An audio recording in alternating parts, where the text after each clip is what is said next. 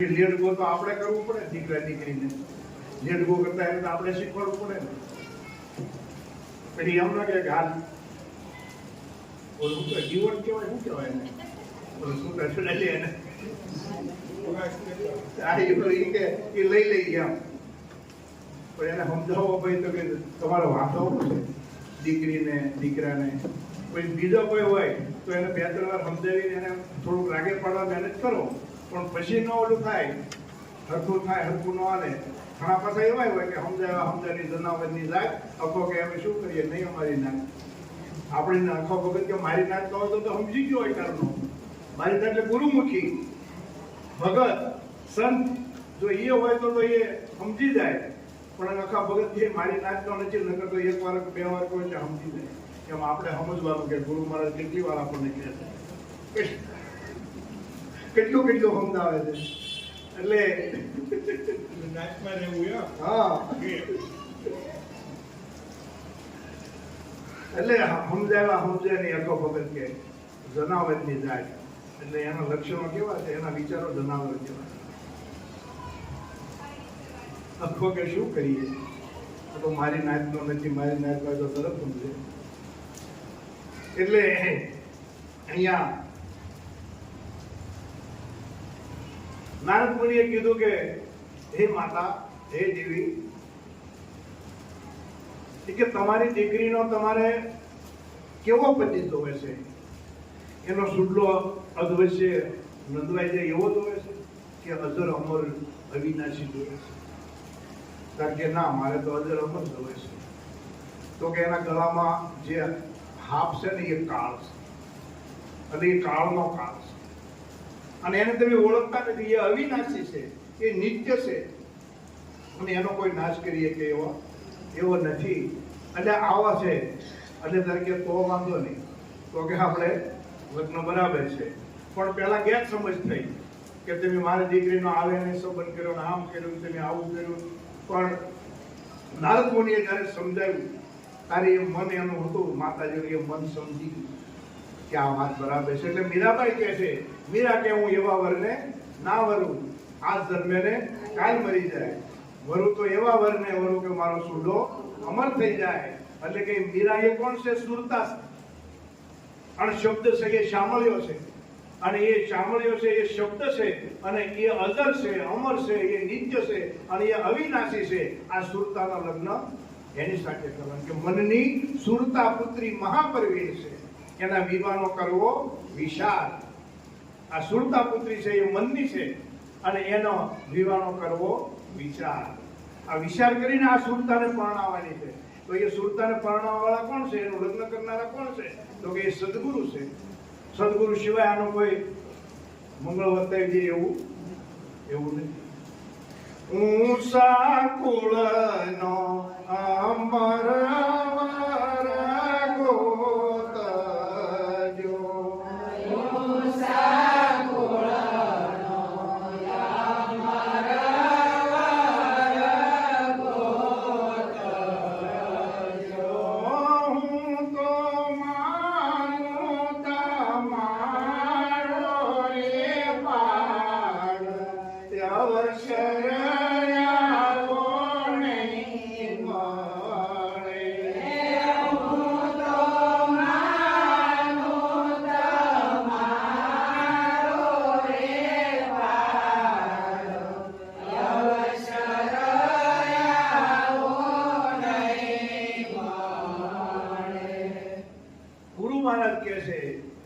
એટલે કીધું કે ઊંચા કુળનો અમર વર્ગો થયો કે હું માનું તમારો. આ ગુરુ મહારાજનો પહાડ માંડવો પડે કે આ સુરતા અનેક જન્મોથી ભટકતી હતી. શબ્દ વિના સુરતા આંધળે કહો ને ક્યાં જાય, દ્વાર પાયે ના શબ્દ કા તો ફેર ફેર ભટકા થાય. આ શબ્દ વિનાની સુરતા અનેક જન્મથી ખોળિયા બદલતી આવી છે, અને અમર વર્ગને ગોતે છે. પણ કોઈ વિશેષીઓ કોઈ એવો મળે તો થાય.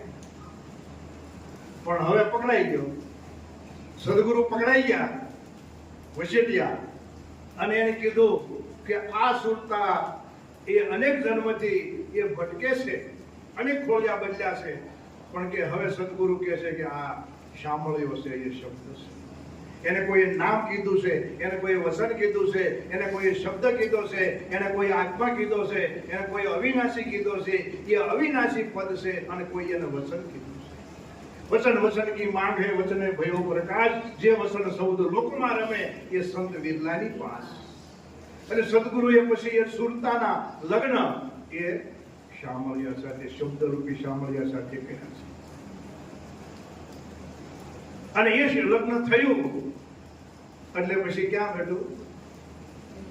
સ્થિરતા થઈ ગઈ, શાંતિ થઈ ગઈ.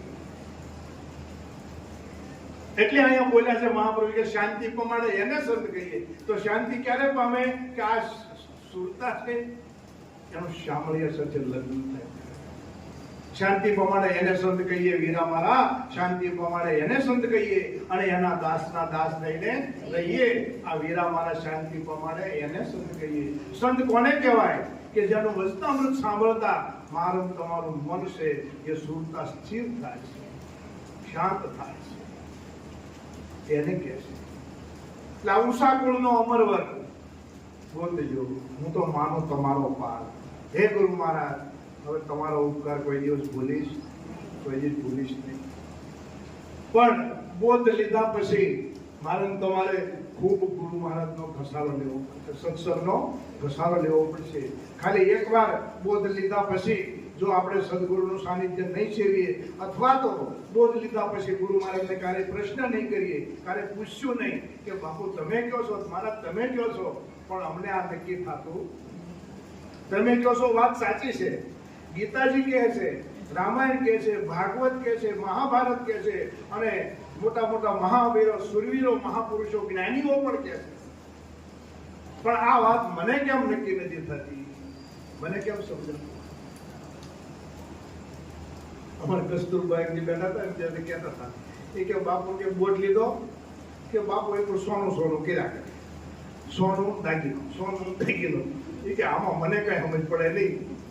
પછી કે ઘણો સમય પછી વિચાર કર્યો ત્યારે ખબર પડી કે આ સોનું તો એમનું એમ છે, પણ એનો હાર છે, વેદ છે, વીંટી છે, આ બધા દાગીના છે, પણ એ તો એના રૂપ છે. પણ સોનું તો અજર અમર અને નિત્ય અવિનાશી છે. અને એ દ્રષ્ટિ કોની છે? એ સોનીની છે. અને સોની છે એ કોણ છે? સદગુરુ છે. એ સદગુરુ છે અને એ ગુરુમુખી છે. એ આ સોની છે. સોનીને ત્યાં એક વૃદ્ધ મહાપુરુષ થતા એને અવસ્થા થઈ ગઈ અને એની પાસે એક ઉંદર હતો સોનાનો અને એક ગણપતિ હતો. એટલે પછી એને જો મારી ઉંમર થઈ ગઈ છે એટલે કે હવે હું આ સોનીને આપી દઉં. એટલે સોનીની દુકાને ગયા અને આપ્યું. એટલે કે ભાઈ આ એક ઉંદર છે, આ ગણપતિ છે, કે મારે વેચી દેવું છે, મારી ઉંમર થઈ ગઈ એટલે કે મારે પરમારથ કરી નાખવું. તો કે કાંઈ વાંધો નહીં. તો સોનીએ વજન કર્યું અને બેના પૈસા લખ્યા, ગણપતિના એટલા ને ઉંદરના એટલા. એટલે ઓલા મહાત્માએ કીધું કે આ કેટલા પૈસા છે? કારણ કે એટલા. પણ કે ગણપતિના કેટલા અને ઉંદરના કેટલા? ત્યારે કીધું કે ઉંદરના પૈસા અમુક હજાર ઓછા કીધા અને ગણપતિના ઓછા કીધા અને ઉંદરના વધારે કીધા. તો ભાઈ પેલા મહાત્માએ કીધું કે તમે કેવા માણસ છો? કે આ ઉંદર છે ને એ તો ગણપતિનું સાધન છે, વાહન છે, અને આ તો માલિક છે, પૂજનીય છે, તો કે એની કિંમત કેમ ઓછી? તે મહારાજને કીધું કે તમારી દ્રષ્ટિમાં ગણપતિનું ઉંદર છે, પણ મારી દ્રષ્ટિમાં તો હોનું છે. મારી દ્રષ્ટિમાં તો હોનું છે અને હોનાની કિંમત હું તો કરું છું. એમાં સંતો છે, જ્ઞાની પુરુષો છે, એ તો કોની કિંમત કરે છે? એ તો પરમાત્માની કિંમત કરે છે. એ આ દાગીનાની કિંમત કરતા, આ ઘાટની કિંમત કરતા, ઘાટની કિંમત નથી કરતા. એ તો જે શુદ્ધ સોનું છે એની કિંમત કરે છે. સારા સગપણ નથી સુખયું પદે, સારા સગપણ નથી સુખયું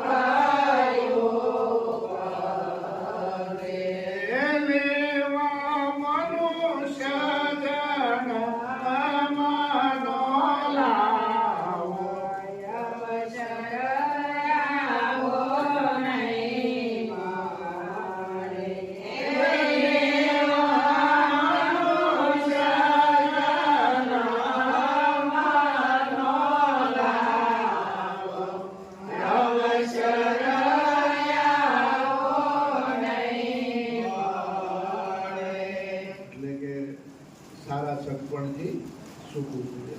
વ્યવહારિક સત્તામાં પણ તમે જુઓ, સારા સગા મળે તો કેટલું જીવન મારું તમારું આનંદમય બને છે, કેટલું આનંદમય જાય છે.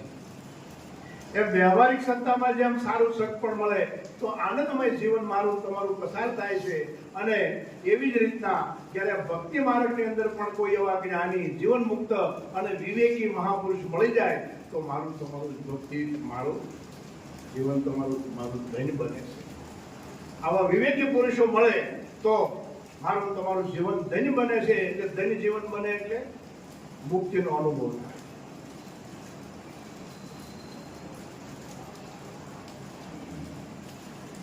પછી કીધું કે વાત સોંપી એ જ આવે ને.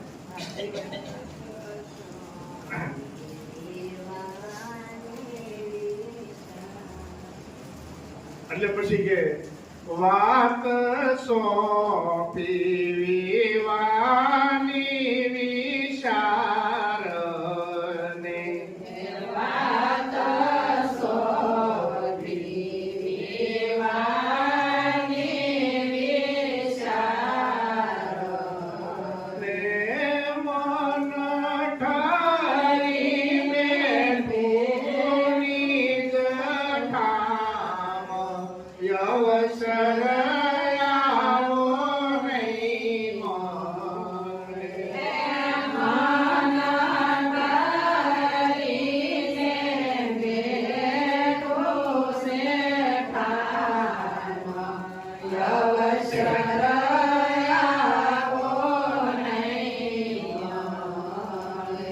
મન ફેરી બેઠું છે ઠામ નહીં, મન ફેરી બેઠું નિજ ઠામ.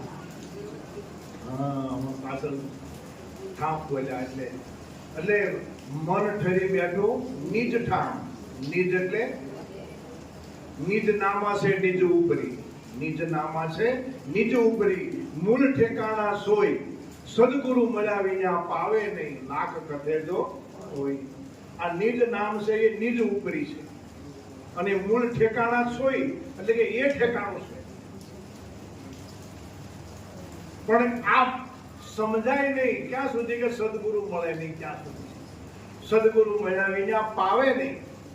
લાખ કથે જો કોઈ, ગમે એટલી કથાણી કરો પણ આ મેળ આવે એમ.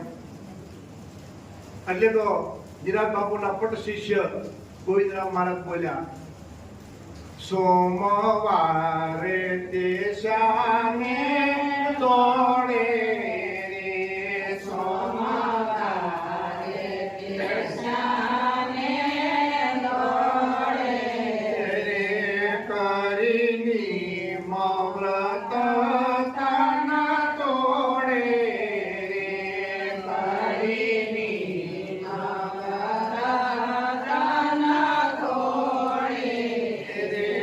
હરિ નહીં મળે લોકે મોડો સમાગમ સંતનો સુખ કાઈ રે. હરિ નહીં મળે લોકે મોડો સમાગમ સંતનો સુખ કાઈ રે. સોમવારે શાને દોડે, કરી નિયમ વ્રત આ તન તોડે. પણ ભગવાન મળતા, પરમાત્મા મળતા નથી. એટલે જ્યાં છે ત્યાં ગોતતા નથી અને બીજે પોતે છે તો કેમ મળવાનું છે? તમને હવે વાગ્યું છે કોણીએ અને હવે મલમ લગાડો છો કાંડે તો મેળ આવે. જ્યાં વાગ્યું છે, જ્યાં રોગ લાગુ પડ્યો છે અને ત્યાં જો હું તમે દવા કરશું તો ટ્રીટમેન્ટ કરાવશું એટલે તરત એ રોગ જવાનો ને તમે ઈચ્છા કરશો તોય જશે, ન ઈચ્છા કરો તોય જશે. ફ્રેક્ચર થયું છે એટલે ડોક્ટરે હવા મહિનાનો પાટો બાંધ્યો છે એટલે હવે તમારે ઈચ્છા કર્યા કરવાની, એનો સમરણ માળા ફેરવા કરવાની. મારું આટલું હંધાઈ જવું છું, મારું આટલું હંધાઈ જવું છું, હવા મહિનામાં મારું આટલું હંધાઈ જવું છું, હવા મહિનામાં મારું આટલું હંધાઈ જવું છું. આવું કર્યા કરવાનું કે એ ન કરો તો એ હવા મહિનામાં એનો ટાઈમ આવે એટલે એ થવાનું ને થવાનું. એટલે એ કરવું પડતું નથી સહજ ભાવે થાય છે.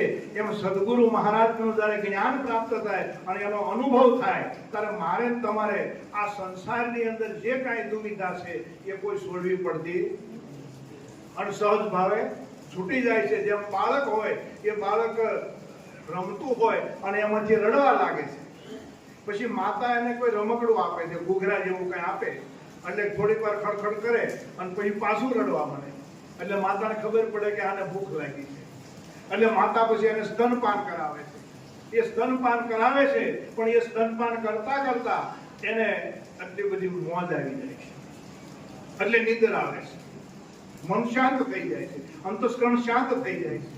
એટલે પછી શું થાય છે, પેલો ઘૂઘરો છે ને એ મુકાવો પડતો અને મુકાઈ જાય છે. અને જો એમનામ જાગ્રત અવસ્થામાં હોય તો મૂકે ખરો, પણ સહજ ભાવે મુકાઈ ગયું છે. એમ મારે તમારે આ ક્યારે મુકાઈ જાય ને એની ખબર પડવાની, સહજ ભાવે મુકાઈ જાય છે. અને સદગુરુ છે એ કઈ છોડવાનું કહેતા નથી, પણ એવું જ્ઞાન અને એવો ઉપદેશ ને એવો વિવેક મને તમને કરે છે એટલે સહજ ભાવે એ મુકાઈ જાય છે. પણ એમાં એક બીજું રહસ્ય છે કે જ્યારે એ બાળક છે એ સ્તનપાન કરતું હોય તો એ માતાનું સ્તનપાન કરે તો એ ભાળે છે નથી ભાળતું. તો માતા બાળકને સ્તનપાન કરાવે તો એ માતા ભાળે છે, બેમાં એક કે ભાળતા પણ બે આનંદ કરે છે. માતા પણ આનંદથી એને અમૃત પીવડાવે છે બાળકને, અને બાળક પણ અમૃત પીવે છે, પણ સહજ ભાવે બેયનો આનંદ આવે છે. એમાં સદગુરુનું જે જ્ઞાન છે એ સહજ ભાવે જો મને તમને આવું જ્ઞાન જો પ્રાપ્ત થાય અને તો આપણે એની પાછળ શ્રવણ, મનન અને નિધ્યાસન 3 વસ્તુ જોઈએ. શ્રવણ કર્યું, પછી વારંવાર એને યાદ કર્યું, અને યાદ કરી અને પછી એનો નિચોડ એટલે એનો નિર્ણય કર્યો. અને એ નિર્ણય કોને કરવો પડે? તમારે પોતાને કરવો પડે, સ્વયં એ નિર્ણય કરવો પડે. અને સ્વયં નિર્ણય કરતા નહીં થઈએ તો કાલ સવારે કોઈ પણ મને તમને જુદે બીજે માર્ગે દોરી જશે.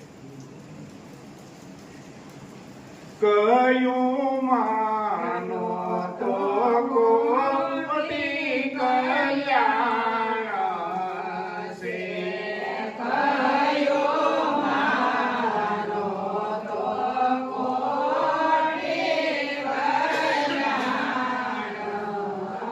છે. નિર્જર કરતામાં ભયો થશે ભાવ, અવસર આવો નહીં મળે. ઈશ્વર કરતામાં ભયો થશે ભાવ, અવસર આવો નહીં મળે. દયાળ દાસને આશા છે પરી,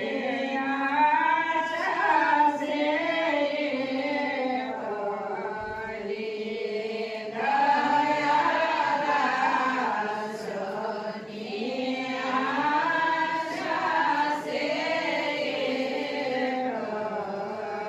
પરી. મારે વરવો વિશ્વાસનામ,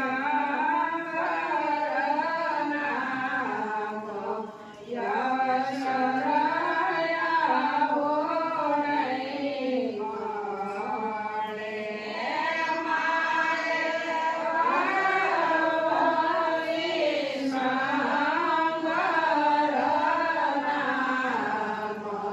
યશર આવો નહીં મળે. સદગુરુ મહારાજની જય. એટલે સંતો તો શું કે આપણને આવા પ્રેમથી સમજાવવા માટે આ મનને ઠપકો આપતા હોય છે કે કયું માનો તો કોટી કલ્યાણ છે. કોટી એટલે એનો કોઈ હિસાબ આવે નહીં. સંતોની ભાષામાં કોઈ હિસાબ થઈ શકે એવો કયું માનો તો કોટી કલ્યાણ છે. નકર પછી વિચાર કરતા વાત બધો દાવ વિચાર કરતા કરતા વયો જાય છે. આજ લઈને કાલ બચ્યું, કાલ કેવું થાય છે, હું લખલાવા લેતા આળસ કેમ. અમને ઘણા બહેનો કે બાપુ કે અમારા 2 દીકરા છે, 3 દીકરા, એટલે કે બે દીકરાના લગ્ન થઈ ગયા છે, ત્રીજાના કે હવે આ વર્ષે થઈ જાય એટલે કે પછી એમ નવરા થઈ જાઓ ને એટલે ભજનમાં પછી આવશું. મેં કીધું વાત ખોટી. મને કે કેમ બાપુ? મેં કીધું ખોટી જ ને. મેં કીધું ત્રીજા દીકરાના લગ્ન થાય ત્યાં પહેલા દીકરા થાય કઈ સંતાન નાનું થાય એને કે પછી બીજાને થાય, પછી ત્યાં પાછું ત્રીજાને થાય એટલે પછી તો પાછું એનું એ પાછું એની કરતા ઉપાધિ વધશે. એટલે આ કાંઈ મેળ આવે એવો આ તો એમાંથી ટાઈમ કાઢો તો મેળ બેહે એવો.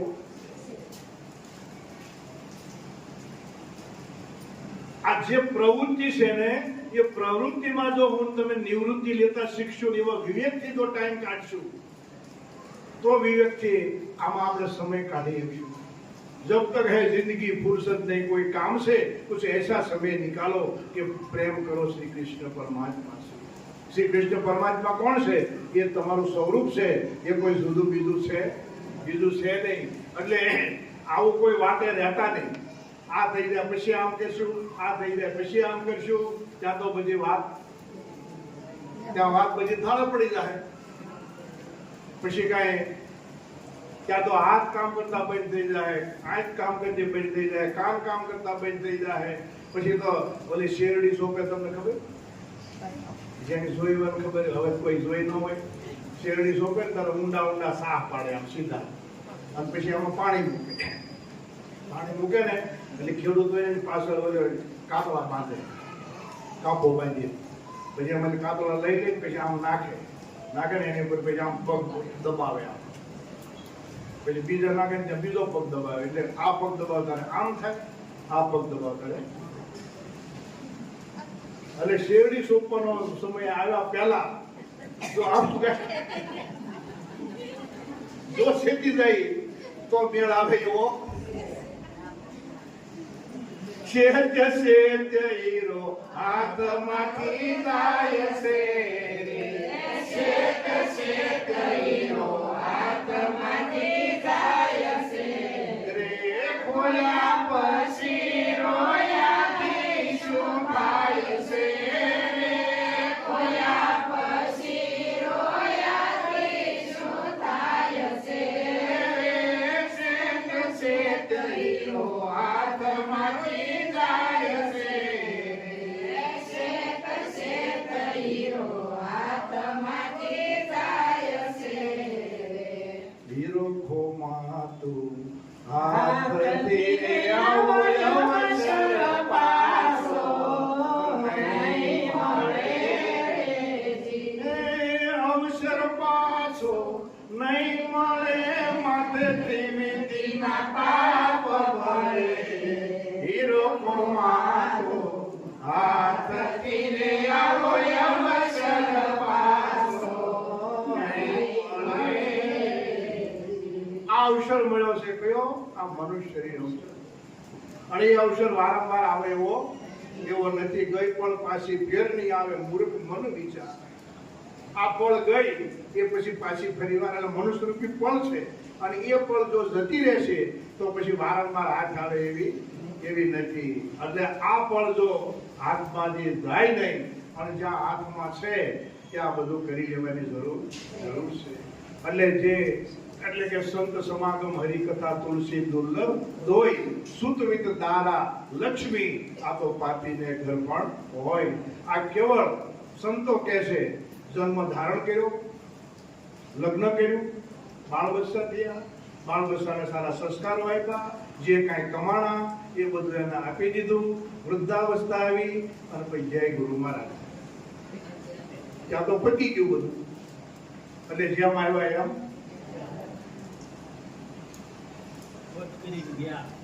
એટલે આમાં તો અમુક આ દ્રષ્ટા સાંભળેલું છે પણ ન સાંભળ્યું હોય એના માટે આપણે પાછું એનો વિવેક કરીએ. એક છોર હતો ને, હું તો મેળાવડામાં આ દ્રષ્ટા સાંભળ્યું, બધા ખુશ થઈ જાય. એક છોર હતો, સૌ દોષ લાગ્યો. જન્મથી તો કોઈ છોર હોતા નથી, જન્મથી કોઈ ભગત નથી હોતા, જન્મથી કોઈ ઇન્સ્પેક્ટર નથી હોતા, જન્મથી કોઈ ગુરુ નથી હોતા, જન્મથી કોઈ શિષ્ય નથી હોતા. અમે પણ બાપુની જોડે ખૂબ અમારા બાપુની જોડે મહેનત પુરુષાર્થ કર્યો, બાપુનું સાનિધ્ય છે.